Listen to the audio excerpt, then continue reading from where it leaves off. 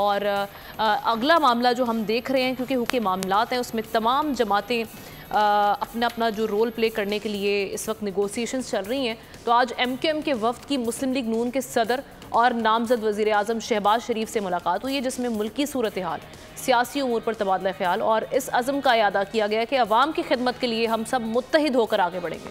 अब हमारे सामने सवाल ये है कि दोनों जमातों ने मिलकर आगे बढ़ने पर इत्तफाक तो कर लिया, लेकिन सिंध की गवर्नरशिप और वजारतों का मामला कहाँ तक पहुँचा है? क्या ये मामला तय पा गए हैं? क्या MQM मुल्की मफाद में सिंध की गवर्नरशिप से दस्तबरदार हो जाएगी? ये सवाल लेके लगारे साहब, चूँकि आप कराची में बैठे हैं, ज़्यादा बेहतर सियासत भी जानते हैं इस वक्त, तो सर ये MQM कॉम्प्रोमाइज़ करेगी? क्योंकि उनका जो रिकॉर्ड है उसमें तो कुछ ऐसा दिखाई नहीं देता। आप क्या समझते हैं? शाह साहब, आपकी जानिब आती हूँ। ये MQM और जो PMLN के हम देख रहे हैं इत्तेहाद, उसमें MQM रिटेन कर पाएगी एक जो बाकी वजारतें वो लेना चाह रही है?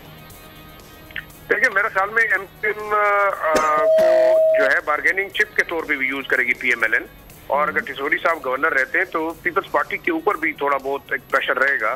दूसरा देखिए, लोकल गवर्नमेंट के निज़ाम को अगर देखें तो इस वक्त पीपल्स पार्टी का जो है वो मेयर भी पीपल्स पार्टी का है, वज़ीर आला उनका होगा, स्पीकर उनका होगा, डिप्टी स्पीकर उनका होगा, तो ओवरऑल एडमिनिस्ट्रेटिव स्ट्रक्चर जो है वो मुकम्मल तौर पे वो कंट्रोल करेंगे। अब जो आपका अर्बन सिंध है, जैसे कराची हैदराबाद, उसके अंदर ऑब्वियसली MQM ये चाहेगी कि उसे की वजारतें मिले, क्योंकि उसने अपना वोट बैंक भी बनाना है और अपना इन्फ्लुएंस भी कायम करना है। गवर्नर मेरा ख्याल जैसे लगारी साहब कह रहे थे कि उनको दे दिया जाएगा एज अ फार्मूले के तौर पे भी, और दूसरा PMLN ये भी चाहेगी कि एक प्रेशर टैक्टिक के तौर पे एक ताकतवर वहाँ पे जरूर एडमिनिस्ट्रेटर मौजूद हो, जो कि किसी भी तरीके से उनको भी इन्फ्लुएंस कर सके, उनके इंटरेस्ट को भी सर्व करे। ये बड़ा इंपॉर्टेंट है। अब देखिए, बाकी पीपल्स पार्टी KP के गवर्नर के लिए भी डिमांड कर रही है और पंजाब के गवर्नर के लिए भी कर रही है, तो उनकी कोशिश है कि वो वहाँ काउंटर करें जो एडमिनिस्ट्रेटिव सेटअप होगा किसी भी तरीके से। अब देखें, ओवरऑल अगर गवर्नर के पास इतनी अप्रोच है या नहीं, लेकिन आईनी तौर पे उनके पास इतने इख्तियारात जरूर हैं। वो असेंबलियों का बुलाना, असेंबलियों को प्रोरोग करना,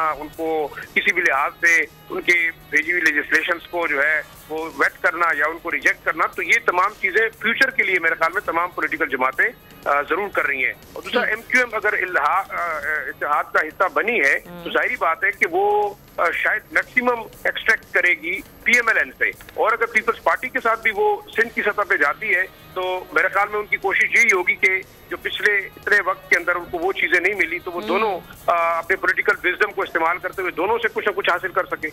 चलें, लेट्स सी अब नेक्स्ट राउंड में क्या क्या तय पाता है, क्या चीज़ें जो हैं वो डिसाइड होती हैं, किसके हिस्से में क्या आता है। बहरहाल हमारे जो पैनलिस्ट हैं उनकी राय से सामने आ चुकी है। सब्सक्राइब करें और बेल दबाएं ताकि कोई खबर रह न जाए।